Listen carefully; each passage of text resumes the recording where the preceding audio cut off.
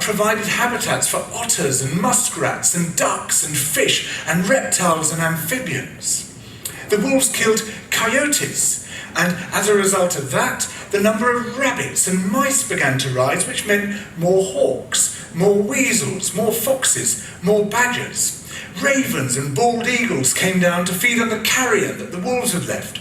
Bears fed on it too, and their population began to rise as well, partly also because there were more berries growing on the regenerating shrubs. And the bears reinforced the impact of the wolves by killing some of the calves of the deer. But here's where it gets really interesting. The wolves changed the behaviour of the rivers. They began to meander less. There was less erosion. The channels narrowed. More pools formed. More riffle sections, all of which were great for wildlife habitats. The rivers changed in response to the wolves. And the reason was that the regenerating forests stabilised the banks so that they collapsed less often, so that the rivers became more fixed in their course. Similarly, by driving the deer out of some places and the vegetation recovering on the valley sides, there was a soil erosion because the vegetation stabilised that as well. So the wolves, small in number, transformed not just the ecosystem of the Yellowstone National Park, this huge area of land, but also its physical geography. Whales in the southern oceans have similarly wide-ranging effects. One of the many post-rational excuses made by the Japanese government for killing whales is that they said, well, the number of fish and krill will rise and then there'll be more for people to eat. Well, it's a stupid excuse, but it sort of kind of makes sense, doesn't it? Because you'd think whales eat huge amounts of fish and krill, so obviously take the whales away, there'll be more fish and krill. But the opposite happened. You take the whales away and the number of krill collapses. Why would that possibly have happened? Well, it now turns out that the whales are crucial to sustaining that entire ecosystem. And one of the reasons for this is that they often feed at depth, and then they come up to the surface and produce what biologists politely call large fecal plumes. Huge explosions of poop right across the surface waters, up in the photic zone where there's enough light to allow photosynthesis to take place. And those great plumes of fertilizer stimulate the growth of phytoplankton, the plant plankton at the bottom of the food chain, which stimulate the growth of zooplankton, which feed the fish and the krill and all the rest of it. The other thing that whales do is that as they're plunging up and down through the water column, they're kicking the phytoplankton back up towards the surface where it can continue to survive and reproduce. And interestingly, well, we know that plant plankton in the oceans absorb carbon from the atmosphere. The more plant plankton there are, the more carbon they absorb. And eventually they filter down into the abyss and remove that carbon from the atmospheric system. Well, it seems that when whales were at their historic populations, they were probably responsible for sequestering some tens of millions of tons of carbon every year from the atmosphere.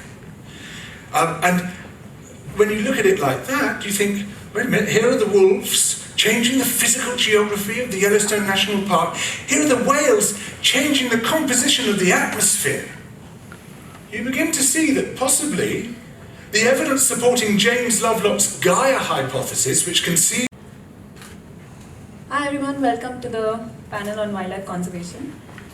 We've got some amazing guests here today, and we're going to try and ask them questions about their work, what gives them the inspiration to do what they do, and how we can all engage with this sort of work and learn from them. We've got Professor Samuel Wasser. He's a conservation biologist and a scientist as well. And he actually is, his work is quite path-breaking because a couple of years ago, he had, through elephant poop, there's a lot of poop in this conversation today, and through elephant dung and the DNA that was extracted from it, and he corresponded that with the ivory DNA that was extracted from the seizures that they got, from poachers. And he's been able to identify areas where poaching was happening. They were able to narrow down on cartels where wildlife operations were at their most dangerous. And and now he's extended his work to other animals as well. And we'll go through that. Mitali, of course, is a diver and also a filmmaker. And she's been working for marine conservation for almost, 25 years now? 25 years now. They've also started an NGO called Reef Watch. And Reef Watch is doing some amazing stuff in terms of outreach and using diving, using snorkeling, using student programs to learn more about what we can do to help the oceans. Ketki is a marine biologist. She works with cetacean programs. She's also involved in outreach, research, conservation. And she's also part of a lot of, I don't know if this is completely accurate, but also part of a lot of programs that help combat strandings on our shore, whales, turtles, animals that get washed up. And Anish Andheria, of course, the president of the Wildlife Conservation Trust, has been working in conservation for years and years. And he brings with him his experience on working with ecology, habitats, species, and also new ways that terrestrial animals and species are now getting to benefit from research and technology as well. So we'll start off. It's going to be a fairly free-flowing conversation. We'll open it to the audience in a bit. And we'll start with Professor Wasser. And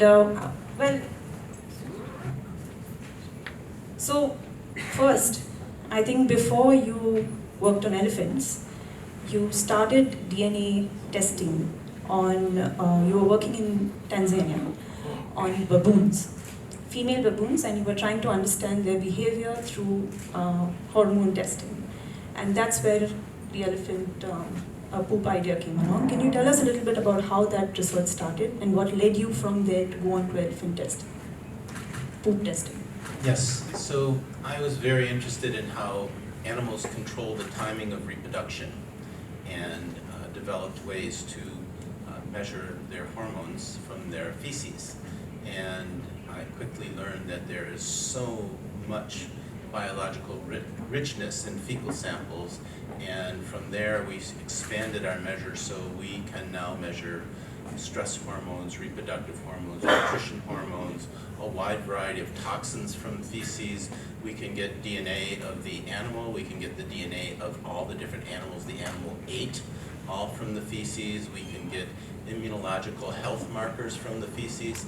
And so that all stemmed from the baboon work that was first started. But what really led me to study elephants was that where I was doing my PhD work was in southern Tanzania. And it turned out, and I started my PhD work in 1979, and that was when ivory poaching really started to take off. And from 1979 to 1989 was a time where 700,000 elephants were killed in Africa, went from 1.3 million to 600,000.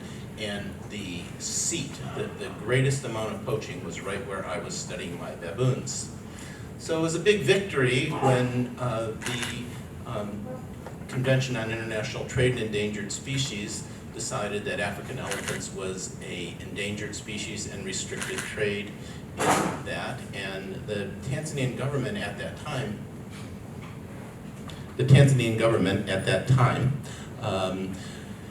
had a project where it was called Operation Uhai, and they joined forces with the wildlife, the military, and the wildlife rangers, the military, and the police, and they brutally shut down poaching in the country within a very short period of time, gathering intelligence before the event started. And one of the things that it did was it stopped poaching everywhere in Tanzania on all animals.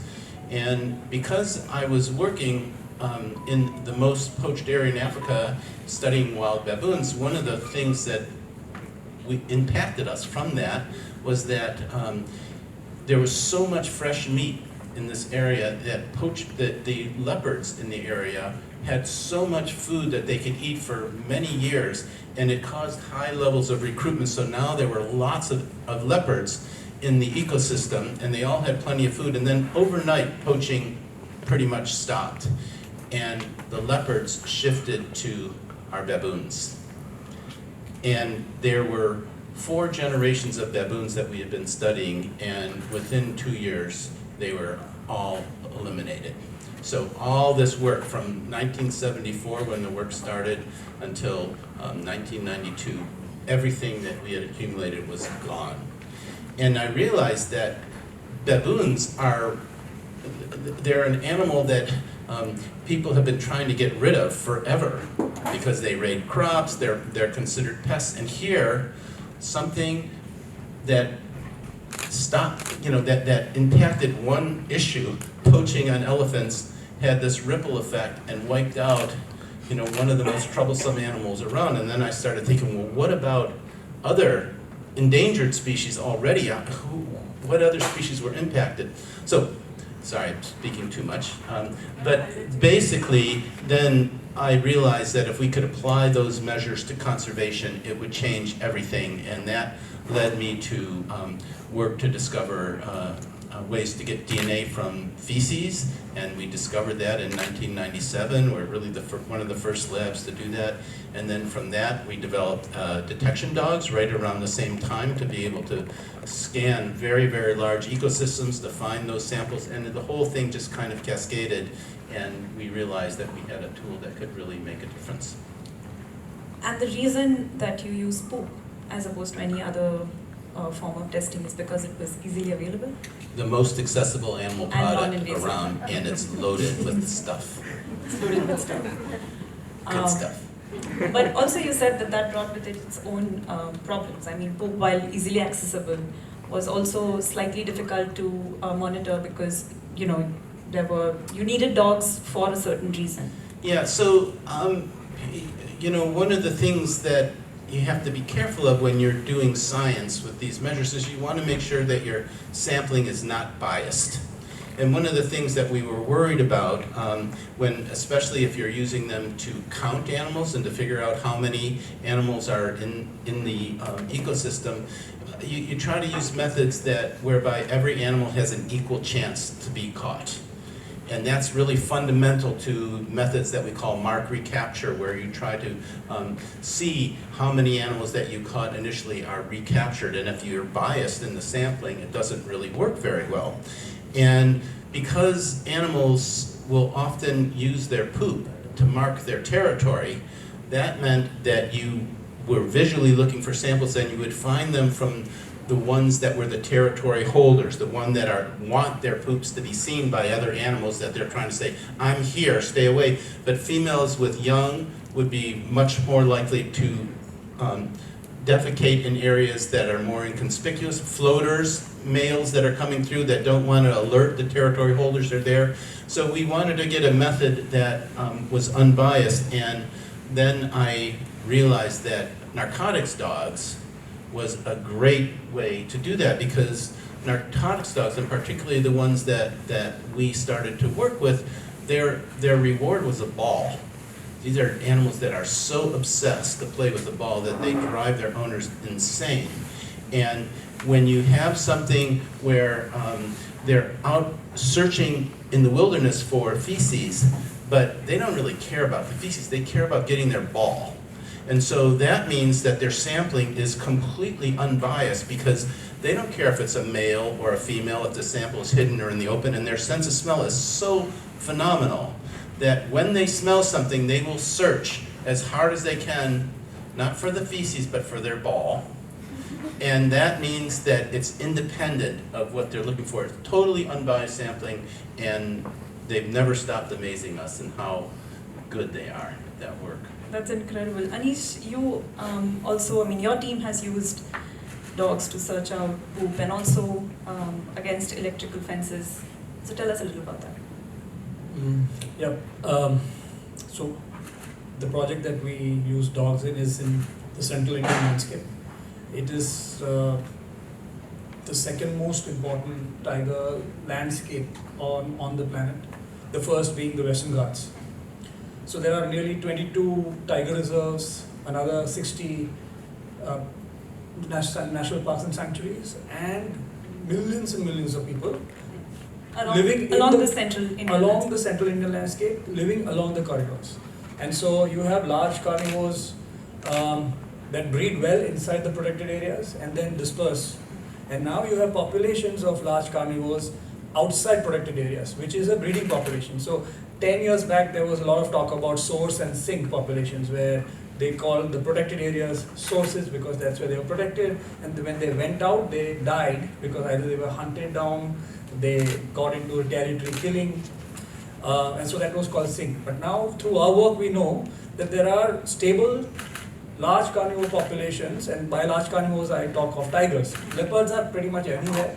Even in Bombay you have leopards, so they take some amount of disturbance. But tigers were known to be animals that are very shy, timid, they don't like people so much. But we now know that there are huge landscapes without any protected area that house breeding populations. So when you have so many large carnivores that give you a lot of money. So in China and Vietnam, there is a big market for tiger bones, for tiger skin, pretty much anything, any part of the tiger is used. So there is huge amount of pressure. Tiger has pretty much gone from all the range countries. There are 13 countries on earth that had tigers, or they have tigers rather. 3 of them, as I talk, tigers are extinct. And India has 65% of all tigers. The remaining 12 countries have less than 35%. And so you can imagine that the pressure on tiger populations is massive in India. Massive. And so you have a human-dominated landscape with carnivores that can fetch ₹1 million right in the backyard of people. And so you can imagine the kind of stress that exists. So we started doing camera trapping. So that's where we started using technology, and we all know that India does one of the most phenomenal tiger population estimation program every 4 years. So thousands of cameras, thousands of researchers are involved in this exercise. However, that's done only once in 4 years and in a particular area for about 40 days. So poaching, so you do catch people with guns. But it's not centered around that. It's not centered around that. So we said, yeah, we know a lot of information, and we knew where tigers were living, where people were going in, but we didn't have much information about what was happening on a day-to-day basis. And so we started looking at DNA, like he said, because poop is everywhere, and we started collecting DNA. We now know that tigers from Kanha, which is in Madhya Pradesh, are related to tigers in Nagarjuna Sagar, Srisalam, which is now in Telangana and Andhra. That, as a crow flies, is about 750 kilometers. So a male tiger that left from Kanha bred somewhere in between, and his son entered Andhra. So you can imagine, while we talk of a lot of destruction, habitat degradation, fragmentation, but there is connectivity. And all these tigers are sitting ducks.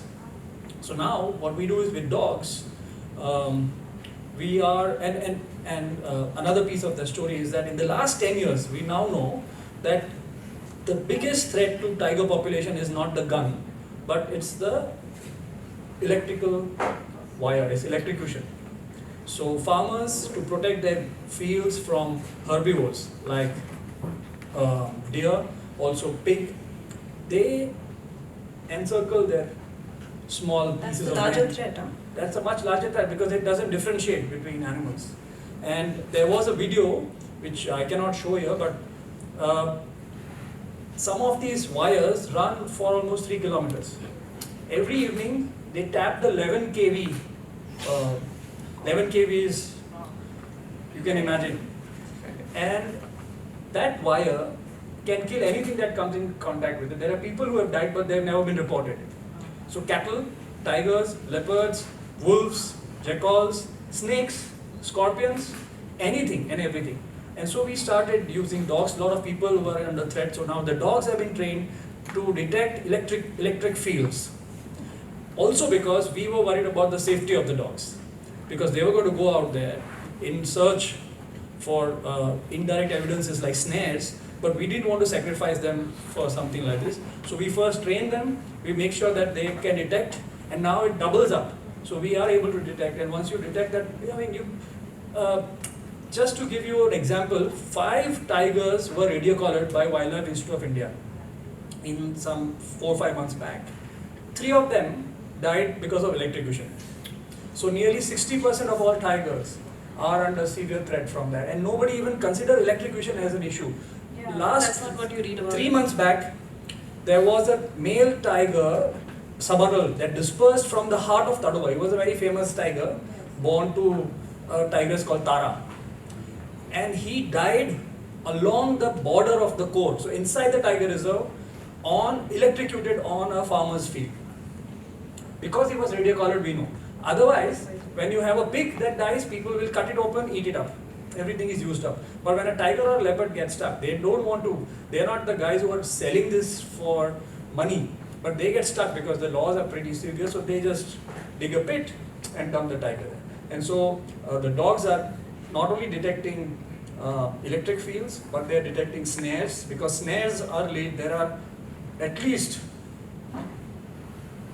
in just the corridor between Kana and Pench, so that's just 100 kilometers as the crow flies, pretty much every village has some involvement or the other in setting up snares. And by snares you mean they're catching deer, they're catching partridge, quail and all that, and the snares are reused. So they don't detect iron, but because there is some animal blood, something on That's it, what they're dogs picking. and they are very accurate. They are in fact able to detect tiger presence from a vehicle going at 35 kilometers an hour. So man's best friend is going to help tigers and other animals. Are these specific species? We are using specific species, but from what I have discussed with him, Yeah, Professor said pound dogs. but here what we are using is Belgium Malinois and Weimaraners. But from his experience, we pretty much any dog that is motivated Yes. to play with balls Yes. is good enough. It's very encouraging because there are a lot of those. Moving to a really, really tough wildlife scape to work on, I think, is marine. And while, there are porous boundaries, there's very, very little idea on what is being enforced where. It's really tough to work on the open ocean. And I don't think poop is yet in that realm of research yet, and on the intertidal. So I work with an organization called Marine Life of Mumbai, and unfortunately the poop we encounter is human most of the time on our shows, on Bombay at least. So there's not much scope there as well. But Ketki, if you can tell us a little bit about the problems and if there's any technology or new tools that you're using to better research on the open waters. So when we started out, which was in 2012, we had nothing to base our study on besides one study that was carried out by our guide, the Bani. And specific study is on cetaceans. Yeah, on cetaceans. Which is like whales and whales, dolphins, porpoises, marine mammals basically. Correct. So when we started out, all we had to work off of was reports from fish landing centers of bycatch. The problem with those are that they are from specific areas and there's no way to track from where these species are coming. So we know that there is bycatch, but we don't know where exactly, what habitat, which part of the ocean these things are coming from. Because fisheries, as we know, even though there are legal boundaries to fisheries, fishing vessels travel everywhere. So nobody's going to come out and say, okay, we caught it here and wherever, you know. So that was one of the major challenges that we had to work with. And fishing boundaries, by that you mean state or you mean? The EEZ, the exclusive economic zone, the depth ranges. So there are different kinds of fisheries in India. As you know, it's a multi-species fishery, it's a multi-gear fishery. So there are basic gears like gill nets and shore signs, which are carried out very close to the shore. And all of them operate in a certain area, within a certain depth class. So when you mean that they break beyond that, it's beyond their individual... Yeah, it's also beyond their individual depth classes, also beyond the individual state boundaries. Correct. You know, that kind of thing. Go on. So that's the information that we had when we started. And when we have to start a research study, we need baselines to work off of. We had none. There was one study on cetaceans that was carried out by Dipani, our guide, which was in 2000, and she was working on sociality in the Chilka Lagoon. So she was working on Irrawaddy dolphins. She was looking at population structures and how these animals live there, why that habitat is the one they live in, how they live in that habitat, etc. Here there was nothing as such to work off of. So we decided to first look at just the area, just to kind of get an idea of the scope that we are looking at, the landscape, the people. So we started looking at fisheries, where we used to go out on different fishing gears and just understand how fisheries is carried out in different parts of the country. This was a project that we were volunteering on. So we had a base in Sindhudurg. And at that time we saw a lot of dolphins, sometimes porpoises, and we realized that they do use a very niche habitat, very close to the shore. The habitat they use is, you can just see them from the shore.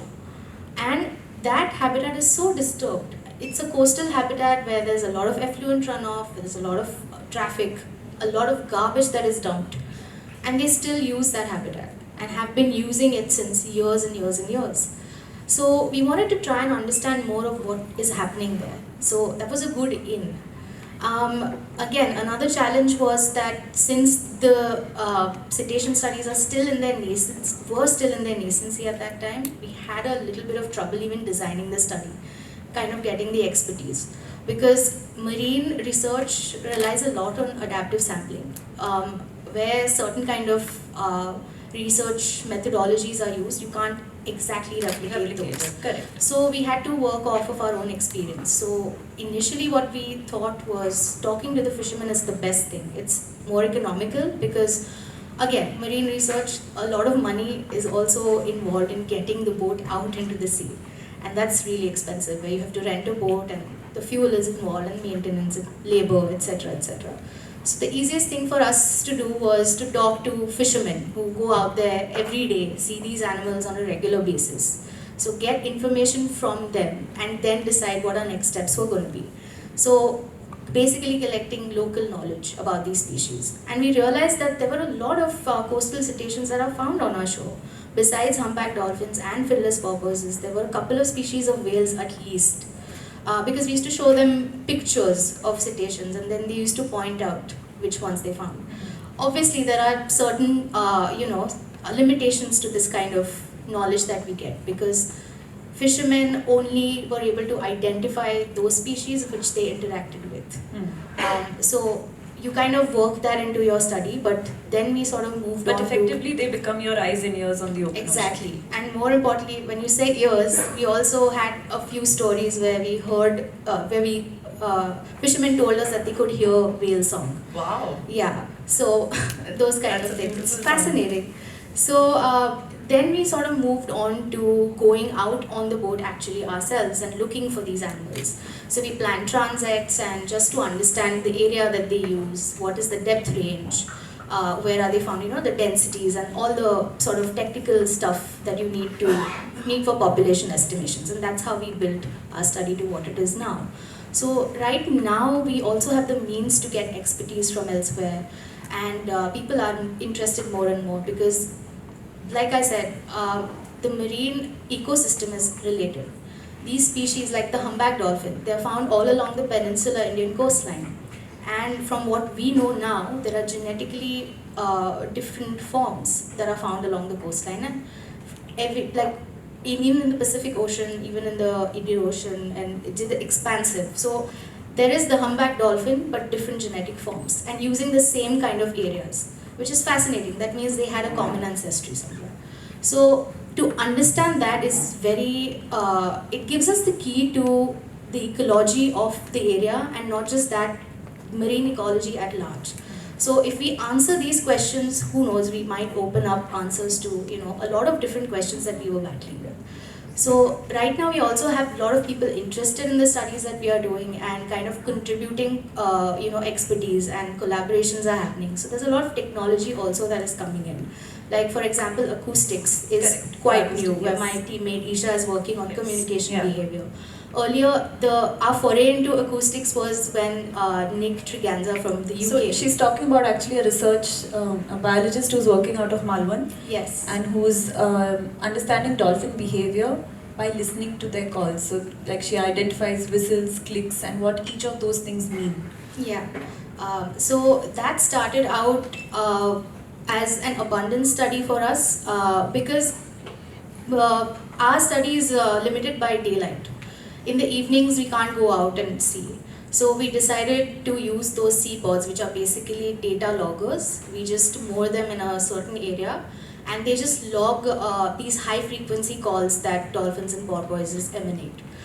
So they log the calls, and then we kind of break them down into species and understand their densities and things like that, then break them down into smaller questions. So that's when we started, when that equipment was donated to us. Okay. And now Isha has a hydrophone, and we are trying to get into more and more, technologically in-depth technology.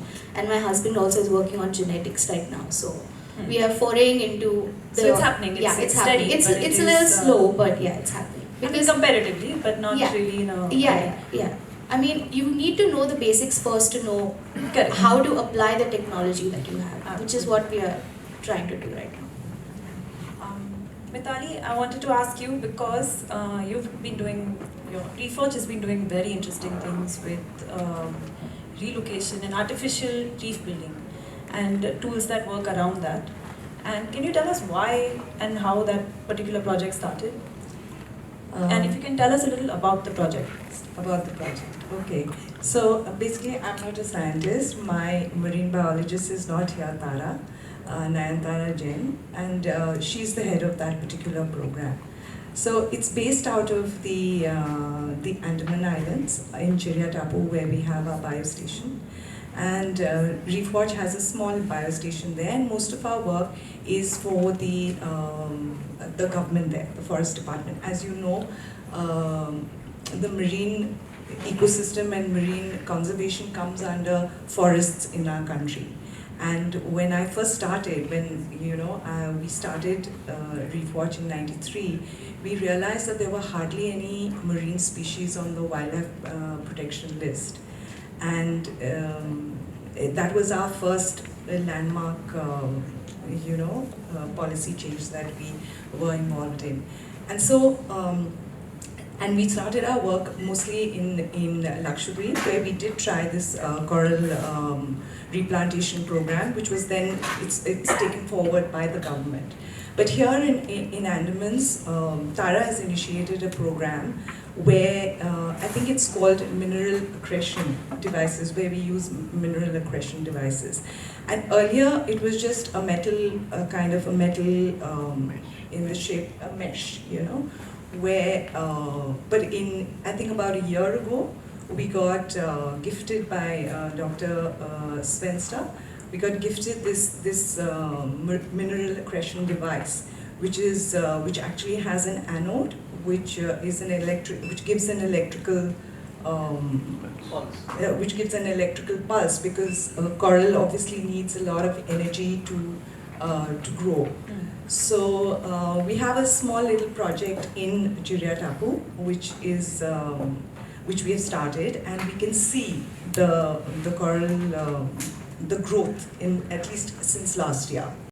Coral damage due to rise in sea surface temperatures, which have happened over the years, and I've seen it in my lifetime. I think using technology like this is probably the way forward. And also 3D coral building technology. We don't do that, but apparently they have tried it in the Great Barrier Reef in Australia, and in the Maldives they have a small project. And I feel, creating artificial reefs, some countries did it earlier with, like in Mauritius, where I did most of my most of my diving training. They actually, because a lot of the fishermen destroyed the coral reefs due to dynamite fishing, so what they did was they sank old boats. And I've seen in my lifetime from 1989, when I started diving there, to about 2004, entire reefs have grown on those ships, on on those those wrecks? ships, Mm. on the wrecks, and these were all man-made reefs. I mean, it needs some kind of substrata Right. or to kind of grow on. So I think 3D technology is again, it's interesting. Of course, it's expensive. So as an NGO, we always need funding to do these kind of projects that require technology. But I feel in many ways there are, there is some interest in the marine ecosystem today, which really didn't exist before. Correct. And there are lots, I can tell because we started with school programs for children, because I'm a mother myself, I have 3 boys. And so we started our NGO in '93 doing education programs for children, and through beach cleanups and taking them snorkeling to coral reef areas and teaching the older kids when they turned 10 and 12 scuba diving, just to create some awareness and a love for the oceans. And I was quite heartened to see that one of the students who had attended our beach cleanups as a child is actually taken this initiative as a young adult, and he seems to be doing this program. I met him on the Environment Day on June 4th, in a program where he was felicitated. It was really heartening. So I know that citizens want to be involved, and there are ways in which we ourselves try and involve them, where we even use scuba divers we give them, like a sheet of paper in which we have some, the kind of fish that they saw, the coral that they saw, very rudimentary, very basic. So at every dive, they come back and they fill up those forms and they actually give it into Reef Watch. So I feel, using citizen science apps, Outreaches. outreach, in that yeah, sense. in that sense. Always helps. Yeah, using technology. But then also when you have technology which we can use for conservation, we mustn't forget that the poachers also have access Exactly. to the same downloads. Exactly. And the So I'm technology. actually and this is for pretty much all of you. Professor Wasser, do you have instances where you were surprised by technology or new methods that poachers were using to combat the research that you did, or not even just combat, but using new tools that surprised you? Because if we are making strides in this space, I'm pretty sure the poachers aren't really sitting still. Well, for the work that I'm doing with major transnational crime, not so much. The technology they have are weapons that are superior to the rangers' weapons often. Sometimes they are using night vision goggles, so that's an example of technology. But really, at this point, no. But the traffickers that are moving large amounts of material, they certainly are relying on sophisticated technology where you are involved with how do you move containers across the world, and how do you outsmart customs tools that they're using. So yeah, it's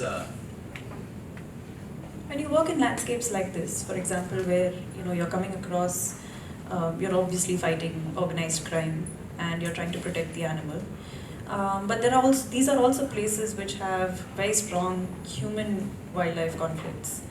And it must be really difficult to combat everything together. I mean, do you work with local communities as well, the way they describe in the marine space? How do you work with local communities to kind of manage the poaching and the conflict that happens at the same time? well, I think there are many levels of dealing with human-wildlife conflict, and education is very important in figuring out how you solve these problems. I'm more dealing with it at an international level, and one of the things that we try to do is to make sure there's a tendency to deal with wildlife conflict by killing animals. And one of the things that we have learned with elephants is that is a big mistake. And just to give you an idea, so if you are dealing in a situation where elephants are attacking crops. Well, how are they finding that crops? Why are they finding so many crops? If you have high levels of poaching or culling of animals that's happening in their protected areas, the first thing you've done is you've made the protected areas no longer safe for the elephants. So there's no incentive to stay in there anymore. So that's a big problem. The next thing that happens with African elephants, where both males and females have tusks, so they killed bulls, and they pretty soon the size of the big tusks are going down, so now you go after the next biggest tusks, which are the females, and in fact they're the oldest females, the matriarchs that are leading the group. Now you've killed them.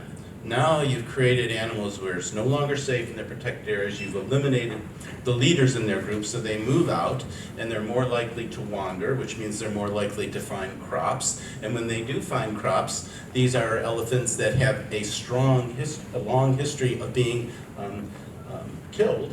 So they're very aggressive, and then the farmer comes out to defend his crop, and they kill him. They kill the farmer. So you can see how something that seemed like it would make sense will eliminate the problem animal. Well, that's not always the best way to attack this problem. We see the same thing with large carnivores in the United States. I don't know if you see this here too, where you want to, you have a resident pack of wolves, and which we work with a lot, and they, one animal in the pack kills a cow. And the rancher's outraged, and they're very influential because these are ranchers that have huge amounts of land, and the politicians listen to them, and so they go and they kill the resident wolf pack there. So now you've created a vacuum. So now floaters come in, these guys that are taking advantage of this new vacuum, and those guys are really going to get into trouble because they don't know all the natural food that they're eating. They're more likely to find cows and create a problem. So you can see how it's this people that mean well create a vicious circle. Anish, and I think this question is for you, because you work very closely. Your team works with forest rangers. They're on ground, they're monitoring, they're patrolling, they're looking at human-wildlife conflict as well. And you have also taken the conversation outside the naturalist circle and started a roadkill app, which means that we are no longer just talking about species, we are also talking about ecology, we're talking about... So WCT has started an app for roadkill, which is an increasing problem due to roads going by forest areas and stuff. And it's an app where citizens, you and I, can download it, and we can report things that we've seen, we can report sightings of roadkill. And it actually is quite, an addition to the citizen science thing that you touched upon. So can you, tell us if that's something that you've seen working in the ecology fragmentation segment? 2-3 questions. So, first Start with the rangers. Yeah, rangers. So, one thing that I must share with the audience, that you may be feeling very dejected when you hear about tigers going, elephants dying, forests going. But I can bet on it that there is no other country in the world that understands conservation the way we do. Because there are 1.3 billion people. There's a huge amount of pressure on resources, land being the most crucial. And yet, you have no extinctions here over the last 70 years. India has 65% of all wild tigers, 75% of all Asian elephants, 85% of all one-horned rhinos, and 100% of all Asian lions. So, all that has happened, A, because of the culture, peace-loving, lot of respect for animals, plants, vegetarianism, a lot of vegetarians living around the forest, and the forest department. So forest department is always blamed for things, but we have worked very closely, and I have kind of interacted with them for the last 30-35 years now.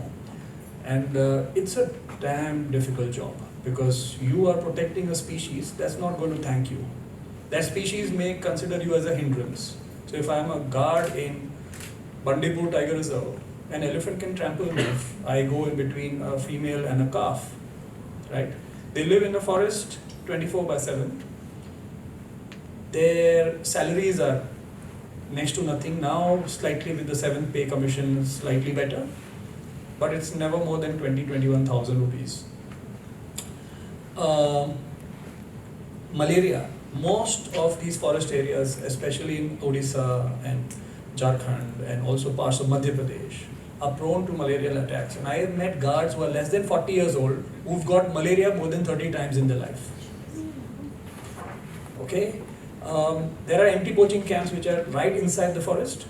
So they are not worried about the tigers. They are worried about illnesses because of mites, ticks, mosquitoes, snakes, all those kind of things. So we can't even comprehend the kind of life they live. So therefore WCT made it its mission to elevate the status of the guards and the watchers. By the way, the forests of India are not protected by permanent guards. They are protected by temporary laborers that are called watchers. Because most states are understaffed in terms of, because they don't have the money. I mean, can you imagine? The RBI bank will have the most stringent security measures, whereas your heart, the country's heart, lung, kidney, which is the forest and the marines and the wetlands, we don't have money to protect. I mean, can you imagine? That's how ridiculous that thing is. We put a lot of money on improving the lifestyle of the families of people in the defense forces. They are only protecting the country's skin.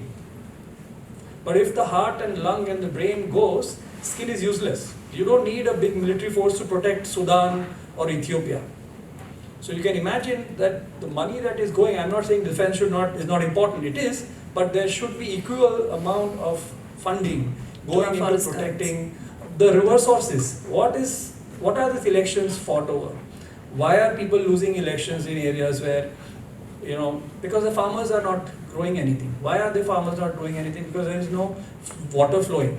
So they are dependent on underground resources which get depleted in no time. These are underground aquifers are built over millions of years. And in India, sorry I'm digressing, but it's all coming to the guards bit. So you go down, get water up. People are saying that the rivers are dying. Most river basins, about 7 important river basins are drying, which means nearly 1/3 of Indian population, farmers, are in bad shape. And I'm throwing these figures at you because most people don't know these facts. That 65% of all Indians are farmers. 35% of all Indians or 30% of all Indians are dependent on fish. So between the two, 95% of all Indians are dependent on natural resources. Okay? Out of all farmers, 85% are marginalized farmers, which means farmers that have less than 2 hectare land, which means they are growing crops only to survive. They are not adding to the granaries of this.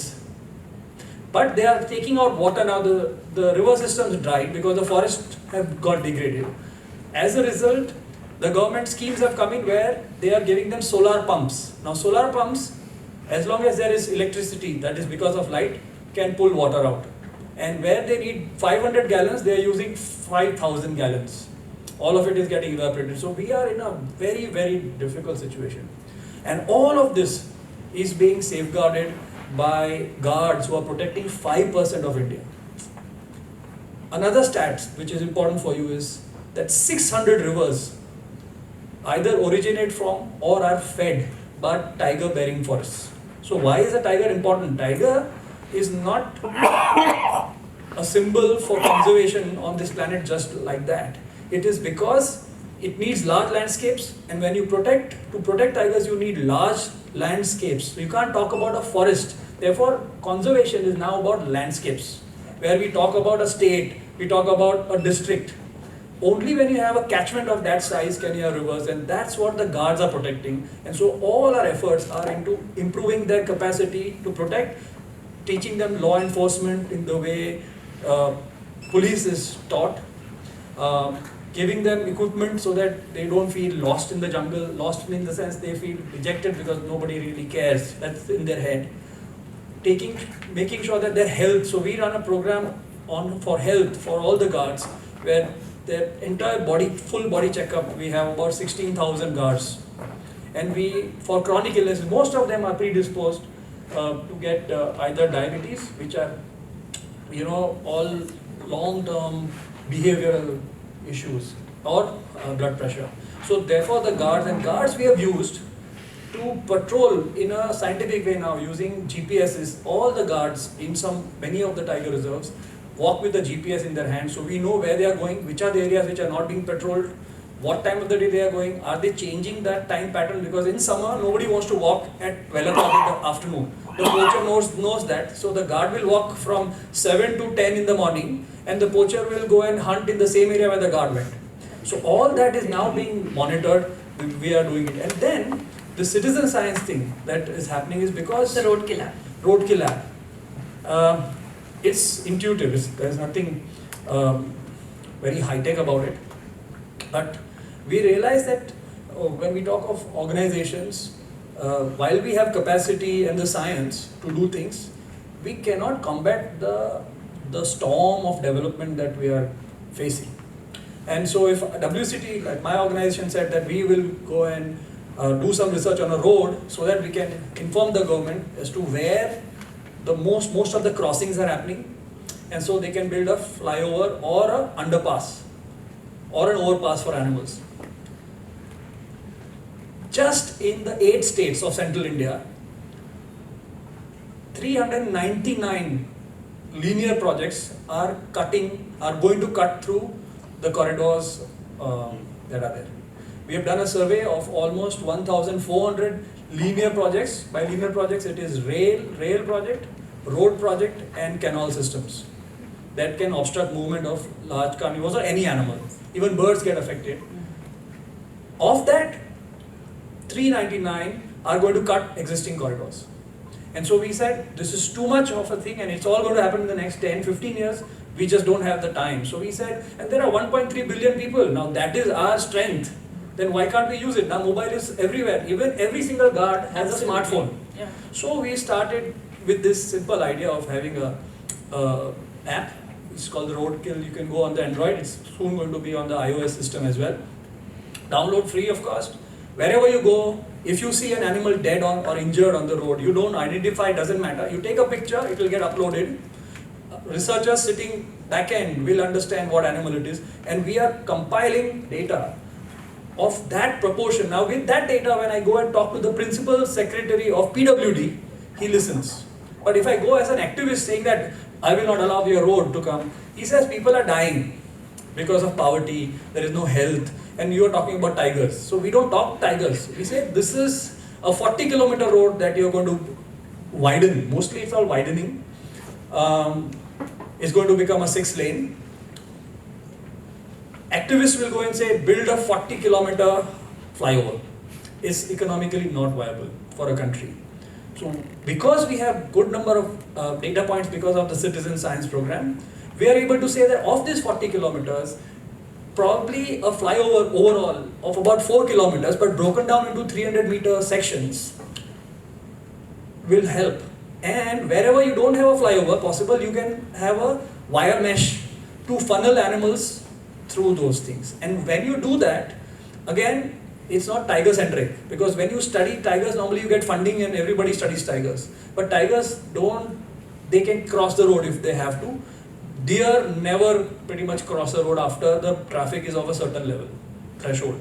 Gaur, so all tiger prey will stop crossing. On one side of the road, there will be no tiger prey. Tigers will kill cattle, and they'll get into conflict and they'll get killed. And so this program we are doing, plus we are putting camera traps, and the success story is that because of our work on NH7, which is a highway connecting Nagpur to Jabalpur, it's passing through Pench Tiger Reserve, along the periphery of Maharashtra and through the Tiger Reserve in Madhya Pradesh. The government was adamant to say that we will not build any mitigation structures. And today, because of our work, they have built mitigation structures worth 230 crores. It is the first such project of such a large scale anywhere on earth. So it's working Yeah. because of science. There is no ambiguity there. Correct. And All also the- I think also because it's coming out, it's written about as well. And the NHAI, which is National Highway Authority, didn't have the funds. The state has put its own money. So that's amazing. Now, final is that there are some roads around Tadoba, which are state highways. National highway has a different ball game. State highways are smaller. It's only the state responsibility. And we knew that they are going to get widened. So with the help of the forest department, we started putting camera traps to see how, in some places, tigers were crossing 200 times in a year. The state has agreed to build underpasses in all the state highways that are cutting corridors around Tadoba. So what we are saying is, with technology, with citizen science, we can have a win-win for both development and conservation. We can't really go back into the cave. It's not going to work. So And also the conversation is now about conservation has moved from, I think, single species, individual species, to now a larger conversation about habitat destruction, about, fragmentation. And in the marine especially, I think it's also about, porous boundaries in any case. And I think there's a lot of, I think it's almost, to use a negative sort of term, it's almost become like a buzzword to use marine conservation and talk about the oceans, but it's, happy to use it to our advantage. But can you tell us how, like, science communication, and we talk about these things here and we talk to an audience that is, to make it easy to understand that what's happening and what's not. But in terms of, do you think SciComm actually using the media, telling stories, I mean, you guys are the guys on the field, yeah? We are never going to get the opportunity to see what you see. So it's all, yes, of course, as Anish said, it's bad news, of course, but there's also some wonderful stuff that happens on the oceans. And I think communication, media, storytelling is a really great tool, photography as well. So have you seen a change in the way media operates with at least marine conservation? Oh yes, definitely. I mean, it's a learning experience for me as a researcher as well, because when I started out, I had only one aim in mind, research. But when you look into the ecosystem as a whole, the community is intertwined as well. And with the fisheries ecosystem especially, it's their landscape, it's the fisherman's land, the water, it's their realm. So you're actually, for lack of a better word, as a researcher, you're encroaching. And there have been a number of people, number of organizations, individuals, institutions that go onto this realm, try to extract information, and then, something comes up, some kind of development comes up. So the community itself is very, I won't say scared, they're strong, but they're angry because their voice is not heard. And it's the second largest economy in India, which we fail to understand. Because we fail to understand what sustains us, which is water, rivers, seas, everything. And it's all connected. And we absolutely have failed to understand. So more than even learning about marine mammals, we learned about how fisheries economics works. And it's fascinating because we think it's just one single thing all along the Indian Peninsula coastline. But just in Maharashtra, just in Sindhudurg, which is just 121 kilometers to be specific, from the north end to the south, there are 4 or 5 different kinds of fisheries. I don't know, 100, 200 different species, commercially important, over the seasons, which in 10 years we have seen disappear and new species come up. In total, I'm talking about. So things are changing and things are changing fast. And the people who are responsible for bringing out, their voices are not heard. Okay. So, and that's the communication. That's the communication bit. So through our research at least, we have group discussions, structured and unstructured workshops. I don't like to call them workshops, they're just basically structured and unstructured discussions with people, where they happen in our field base over a cup of chai, just 4 people, and we come up with a little book or a little presentation that we just circulate. Or there are discussions like these with a lot of fisheries society, people from different fisheries societies, representatives with big banners.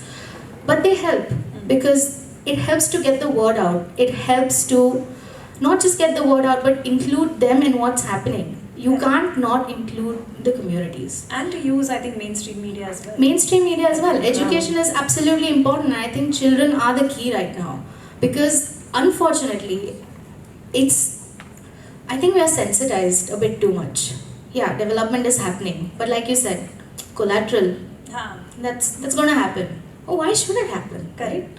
Why Shouldn't can't we happen. stop? It shouldn't happen. That I word mean, shouldn't be that casual anymore. yeah, it shouldn't be that casual. I don't think we understand the gravity of what we are doing and how it will affect us, because I don't think it will affect us immediately in the sense of a timeline, but it will for sure. And when it does, I don't want to sound like a doomsday prophet, to be honest, but it's an occupational hazard because we are too close to the problem. So anytime anyone says something like collaterals happen, it's very annoying. It's very upsetting. So I think And it's are the used key. very easily. It's in a used sense very with easily. any communication. And the fact is that it's not collateral really. Especially when you talk about marine, because there's water and then there's a coast and then there's a city or habitat or whatever. Exactly. And it's all connected, Exactly. right? What It's all happens to connected. one arm will So, affect the rest of the body. Exactly. So, when there I'm is really no collateral. Yeah. So when I'm writing my proposals, this is how I start. There are dolphins because there are rivers which are opening into the Correct. seas, It's all connected. which is why there is a healthy fisheries ecosystem there, which is why healthy fisheries economics, socio-economics is so good in Sindhudurg. That's why. Although mine is very, very specific, because physically for just the three of us as a team, it's difficult to sort of go around and it's time consuming. But imagine, we get so much knowledge from just one area. The Correct. different researchers that are there along the Indian Peninsula coastline working on fisheries, cetaceans. Imagine if we pool our resources and collaborate and share the knowledge. How We'd amazing it get would a- be, yeah, which is for happening, sure. which is Which what's is happening. already happening. So that's how the standing response thing is Works. coming up, because of communication. So we have groups in Mumbai now that report strandings to us. We have groups in Sindhudurg, different parts of the country that report Basically, it is a strandings. coming together of communication Exactly, that exactly. then disseminates into Yeah, a larger exactly. one. Ashwini is gesturing wildly at me. So I just want Mitali and Professor Wasser, just to end on a note that's not, what keeps you here? Despite everything, despite what you see, despite what you hear, what keeps you doing what you do? And Professor Wasser, you'll answer that after. Yeah, I think for me, over the years, while I've seen a lot of the destruction and damage, I have to admit that I've also seen a lot of regeneration. And I think nature has a way of regenerating. And for me, I feel that at least for our children who will inherit this planet, for them, I think we need to be more responsible. And if in any way as a filmmaker I can use my knowledge or my core area of expertise, because I'm not a scientist, I would say I'm a naturalist. But if in some way I can use that to communicate through short films, through documentaries, through workshops, through livelihood programs with local communities, this coral replantation programs, working with forest wardens and capacity building them. If in any way it helps for the future, I would continue to do it, because I have seen, I am hopeful, because I've seen it in my lifetime. Different ecosystem. You guys should try it. Lovely. Professor Wasser, can you also, same question. After all the work you've done and continue to do, what keeps you doing what you do? Well, I think like all of us up here, I love the wilderness and I love nature, and that creates a passion to save it. And most of my work I haven't really talked about here, but it's really dealing with catching major transnational criminals that are involved in poaching ivory on a very large scale across Africa, and also pangolins. And the level of the trade has just escalated, and they keep winning and winning.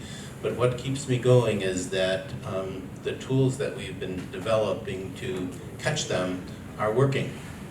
And we are having an impact, and we're getting the more we get law enforcement involved in understanding the problem, the more one is driven to do something about it. And I have to say, my visit here in India has just been spectacular, because seeing the work that this country is doing to save the planet, and especially India, as you say, with so many people, it's really heartening, and that's what keeps me going, because I coming here and being able to share and just learning your successes and being able to share the successes that we have and how we can work together to build more capacity to solve the problem. It's just a wonderful thing. So I'm really, really happy to be here, and I'm just continually amazed at the fantastic job this country's doing. Super. Thank you so much. Thank you guys. Thank you, Ashwini. I will vacate the stage. But thank you so much for talking to us. And I hope we have time for some questions. Yes, we do. We have around 20 minutes. Oh. Should I give this out? Yes, please. Ready to send you faster. One mic is up, good here.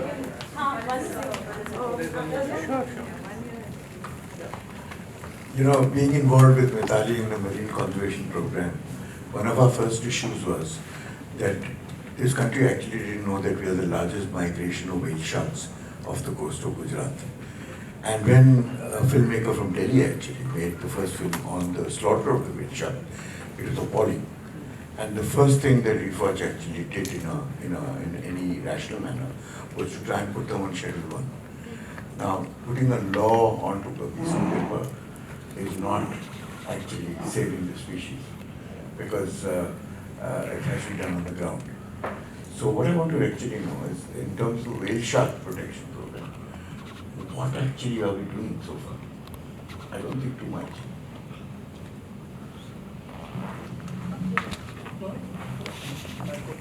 Yeah. So, in the last couple of years, there have been there has been a bycatch study that's going on in Sindhudurg, Ratnagiri. It's not done by any of my team members, but this colleague called Swapnil Tandel. And he's doing a lot of workshops with the fishermen to understand how bycatch happens and what are the mitigation measures. Because fishing is such a thing that it's misunderstood. When you put your net in the water, it's not like farming. You don't know what you're going to catch. So obviously there is going to be something in the net that you don't intend to catch. I'm talking about organized whale shark slaughter, which is still going on. Yeah, it's going on. So right now there are heartening stories from different fishermen where whale sharks are being, rescued from the nets. Quite a few actually. The past few months there have been quite a few, and not just whale sharks and turtles as well. But there's also a tagging study that is going on. You would be. So, simple answer is not enough. Off Gujarat coast, huge amount of slaughter is happening. Even now. Okay. And that's not all. In fact, around Tamil Nadu also, there have been a recent discovery that a lot of whale sharks were being taken. And the most appalling part is that these are all young animals. So these are animals who are anyways under tremendous competition, pressures of growing, and then they are taken off. One hope that I have, and unfortunately because of the terrorist attacks in Sri Lanka, the CITES that was going to happen there, the meeting didn't happen. But this year there is going to be a huge amount of pressure that India is going to put on the international arena on whale sharks, about the elephants and all these species, because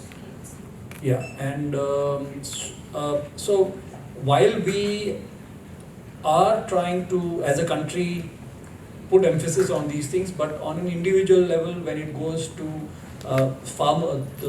fishers, it's not, because the law is not percolated. The forest department is relatively ambivalent. We don't have trained forest staff to look at marine life, they will not be able to identify 95% of what they see. So if you don't know what you see, it's almost impossible to do something about it. Tigers and other animals, fortunately, a lot of work has gone on. And despite all that, we know more about tigers than tigers know about themselves. Yet, we are not able to save them. So here, it's not a two-dimensional thing, it's three-dimensional ocean. We don't know the depths of issues also, we don't know the depth of the ocean. We don't know what the whale shark is actually feeding on most of the times. We only know about what they do when they are near the...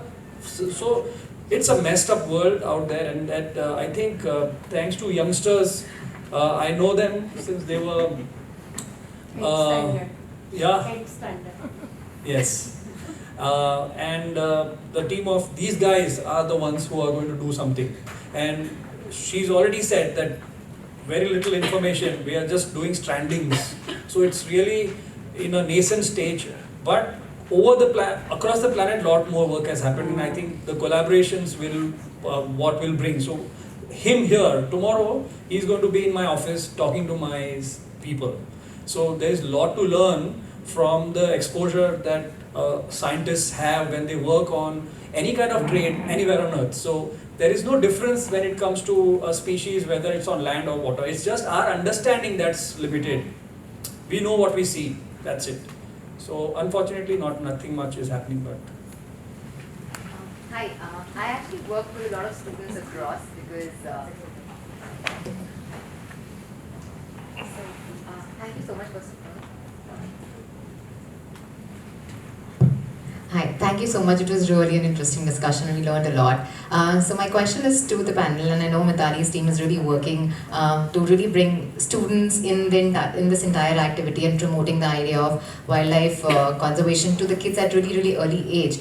So I work with a lot of schools and colleges. I basically help them go abroad to study. And I really see, as you would see in the States, there are a lot of universities which would have proper programs on, really getting students attuned to wildlife conservation and loving animals and, coexisting with the nature. I know some schools are really doing these activities in India as well, but how can we really increase that impact in education institutions? Because I still feel probably 80 to 90% of them are really not working in that direction.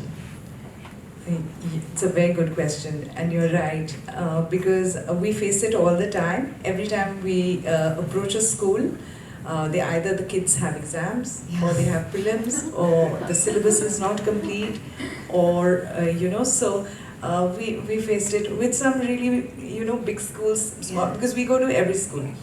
So what we've started doing is actually taking the curriculum and customizing some of the syllabus into the program that we do for the schools. Then I find that they're a little more open, especially the IB schools. Right.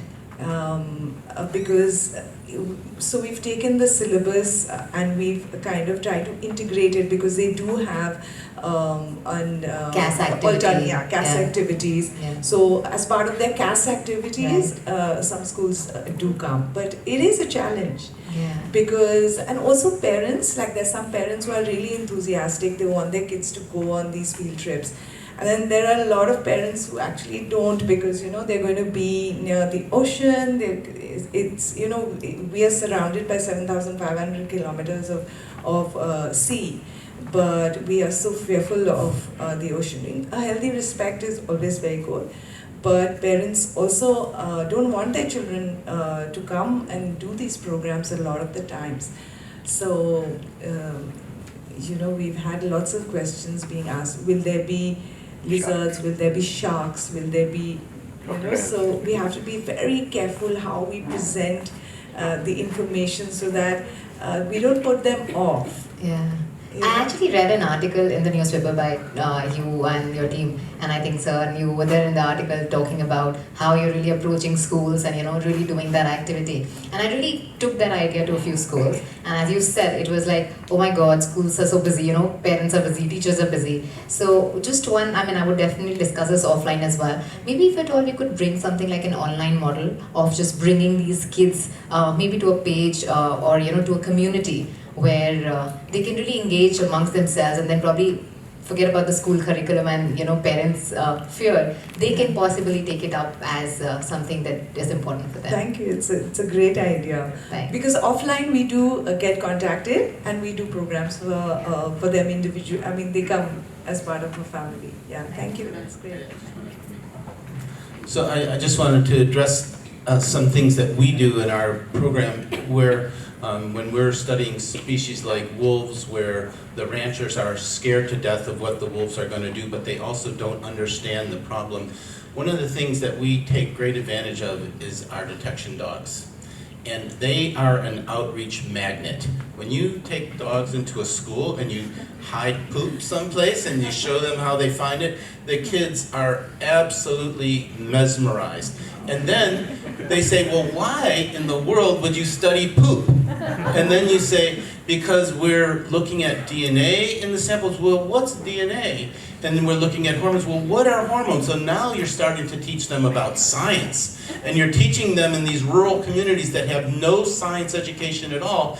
And these kids eat this stuff up. And then they go and they tell their parents, do you know what I learned today? I saw this dog and I learned about poop and DNA and hormones. And the parents are going, well, wait a minute, because then they start saying, and we learned about wolves, the good things that wolves do. And these ranchers go, what kind of garbage are you teaching our kids? But they're listening because their kids are also learning about science. And so they don't know whether they like this or not. And then they come and they become part of the program. And pretty soon it starts to spread. So kids are a phenomenal vehicle. And anything you can do to capture the excitement of kids with these kinds of things. Dogs are a great one. Talking about whale sharks and showing them the pictures. These are really the vehicles that we need to focus on. Kids are kind of the beginning. They're open. And you can give them things that they really, really will just eat up. And the one thing, sometimes the saying, you can't teach an old dog new tricks. It's hard. But kids can teach their old dogs new tricks. So that's really something that's very important to capitalize on. Two more questions. Sir, Hello. My name is Thomas Matthews. We discussed a lot about the wildlife, animals and the marine life, but we didn't discuss about the birds at all. And they are also, I guess, they are part of the wildlife. And as we can see it, ever since this mobile phone have penetrated everywhere, many of us, our age, people must have realized that these sparrows have disappeared. In our childhood, we used to have a lot of sparrows all around. Now, you don't find any. And myna was another bird that we used to see. Parrots have also reduced a lot. And I also see, I happen to go to Chilka Lake in Orissa, and there's another lake in Bhopal, very big, 70 kilometers long. I do see a lot of migratory birds. They come and sit there during certain time of the season.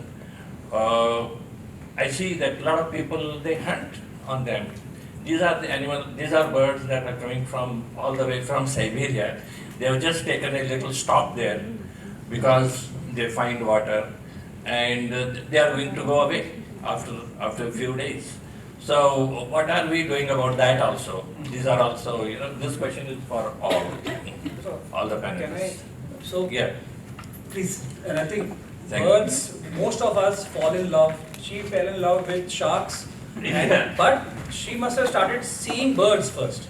So birds is the ticket into in nature, because back then when we were much younger, Bombay city even today has around 280 species of birds. What has changed is the densities.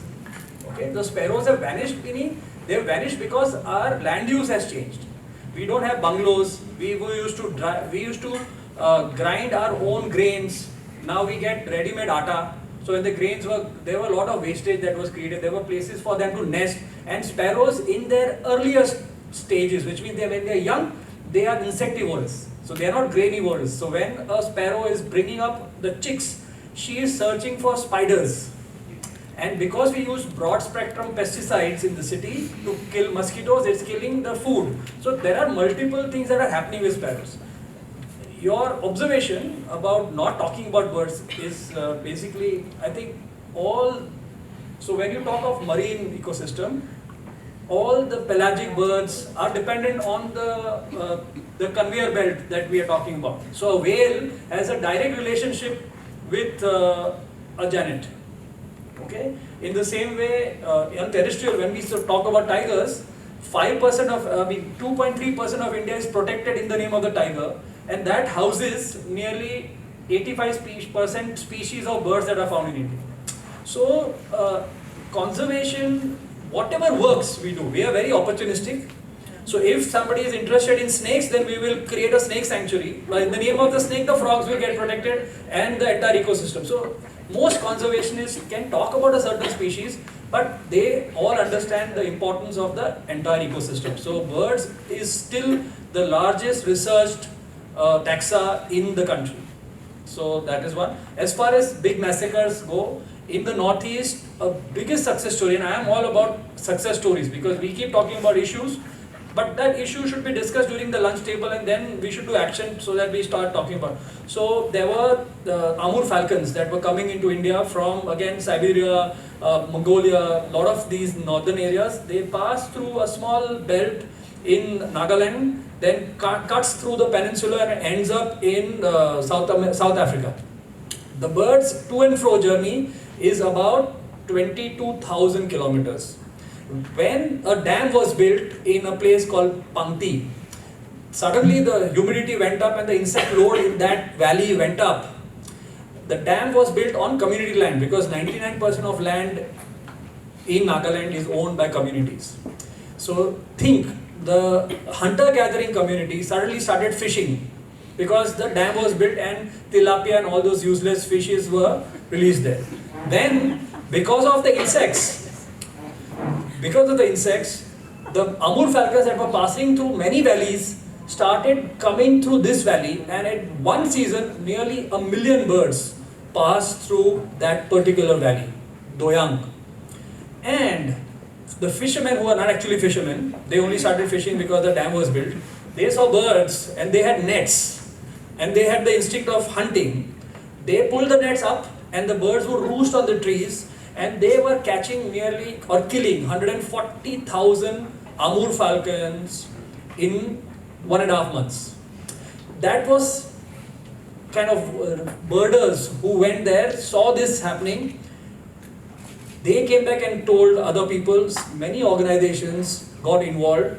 The local press got involved. The local communities, there was an education program in school talking about Amur falcons. There was anthems created around it. The chief minister got involved. The collector office got involved. And so this got detected I think in 2012-13. And within 2 years, not a single Amur falcon is caught in an organized way. There might be a kid here and there killing one because you have 1 million birds flying around. You can't see the sky sometimes. It's amazing, you guys should go there. So that is a success story in the 21st century. The community is basically, they want meat because they have to also subsist, right? So, and the falcon is this big, and when they remove the feathers, it is this much. So it's hardly any meat. And they have given it up. So I think the culture, that's what I'm talking in India, is the greatest asset we have. We urbanites have to wipe off our slates and remember our umbilical cord with nature. That's where the problem is. It's not the communities, it's not the last mile that we talk. Actually for us, it's the first mile. We need to go back there and the solutions are there. We don't need, sometimes not even technology. So that's what I wanted to say. You wanted to ask something? Sorry, I'll be real quick. I just want to say another big factor, and it's really interesting, this group, because we're very complementary, and hearing this overall perspective about ecology and how it all ties back together. Had you asked me the question, I would have said, it's wonderful to hear your perspective, that the illegal pet trade has wiped out so many species of birds. It is phenomenal, and I'm glad you spoke first, because because it shows how many pressures are impacting wildlife. And the thing that is happening right now with the illegal wildlife trade, looking international, India is very good at focusing on their country. And then we deal with an international problem too, where your birds are being taken, put into a pet trade, and because it is getting more and more easy to move products around the world, you can wipe out a species with the drop of a hat. And so the illegal pet trade is enormous. And if you look in South America, what it's done to the pet trade, parrots, macaws. Here too, in Africa, the African gray parrot. I mean, it is phenomenal how quickly a species can go away for whatever the desire is. It may be ivory for making money. It's all about money, of course, but the pet trade has just done a phenomenal amount of damage too. And so we need to focus on all of these problems, and as overwhelming as it is, we can't give up. Last question. Yeah, myself, Hemant Panchal. It's a similar question what earlier Madam has said. We don't have any awareness program for any school for wildlife conservation or marine life conservation. I myself is a homeschooler for last 1 year. So I am very fortunate that we had a program in our, I am associated with Forum for Fairness in Education. We had a program for children, and it said that birds are migrating. So there is a place known Bigwal when you go towards Baramati. So there you found many species coming and there is a lake, there fishes are there. So these birds are migrated only because the food and the water is available over there. There is one thing. So I just want to request, there is no awareness. As you said, you have approached many schools. For homeschoolers like us, we have very much in India. I am associated with very much WhatsApp group with the homeschoolers. So we want to have some activity wherein we can have our child aware about the nature, aware about the marine life, aware about the wildlife. So how? Tell me. I feel today there is a lot of awareness. There are a lot of short films. There's on television. Like if you look 20 years ago, there was hardly any information out there. Today in the public domain, there is a lot of information. But you're right. I mean, what is enough information? Awareness. As you said, the pressure, the curriculum in the school itself doesn't allow to at least play for the children. Exactly. So awareness about wildlife or awareness about its near around. It's very difficult for a child to pop up and see what is going on in the nature, at least nearby his house. So you know what, I think Mitali, what is needed is that we need to think about how we can structure this information to reach out to our children. I think that's what is his question as to how do we do that. Please. So this is combined questions. Unfortunately, when you talk of ecosystems which are larger than life, that's like, you cannot teach them online stuff, right? So we can have online modules which is accessible. In India, there are so many, CEE has come up with a lot of things. But I am willing to answer your questions and solve it if you are going to give me something in exchange. Barter. Yes, sure. Because you are a homeschooler, you should be the coordinator. And there is one gentleman who's called Bittu Sejal. Okay? He's a pipe piper for students that age. He started what is called Kids for Tigers in 2000. And that went to 1 million children. It ran for about 18 years. It's still running, okay? And it's going into the schools. So there are programs like that. If you can network with all the homeschoolers, he has many modules that he can share with you. He'll infect the children like anything, and you may start sending him to school then because you'll go mad. So don't worry about information. Similarly, she has modules. She will share, but only if you are willing to share it with 10,000 other homeschoolers. We want to have Exactly. Ours is we are thinking of a concept-based learning, wherein people will or children will physically see and learn, not only go through a books and just have a. No, they go to Sejal Mehta National Park. Don't worry. Yeah, sure, but we should have some platform. So I will make a point that at least none others, at least my child will. No. I will make a point to have everyone be associated to have a practical platform. Take some responsibility. Mitali, you have something to say? We must all be part of that. We must take responsibility. When one organization is doing it, it doesn't become only their responsibility. These programs work because there's collaboration with interested individuals like you. You know? No, in fact, we are having a collateral program. We are planning for a program wherein we can have these all homeschooler children taken for a trip. Or taken for a practical programs. Thank you, sir. I think Doctor has something to say. I just want to say one other thing that's going on in the world that really frightens me with our kids, and that is cell phones and video games. Because right now, when you look at the research, kids don't go out and play anymore. They sit in front of their computers and they sit on their cell phone. You cannot walk down the street and have someone not be using their cell phones. I actually saw a wedding recently, and the bride and groom were sitting at their wedding, dinner in the Grand Caymans, and the wife, the whole time, their romantic dinner is texting. The world is changing, and I think that this is something that we have not yet seen the impact of, and it's something to pay attention. All of us up here, we grew up at a time where we fell in love with wilderness because we played in nature and we enjoyed it. But kids are not doing that anymore, and what's going to happen to the next generation? Kids are not doing thanks to the parents. Yeah, no, that's right. Parents are busy. Their kids are playing video games and they're texting, and before you know it, the world is changing, and we need to be careful about that because it's frightening. So is that so it's time. I'm sorry. I know we can still talk and go on for another couple of hours, but the US consul is going to throw. He can. I'm sure there are many like. Oh, okay. All right. Okay. So this was brilliant. I think we still have a lot of questions out there, which will come to you when you get off the podium. But you were saying we have grown up in wilderness. I'm a girl who's from Kashmir.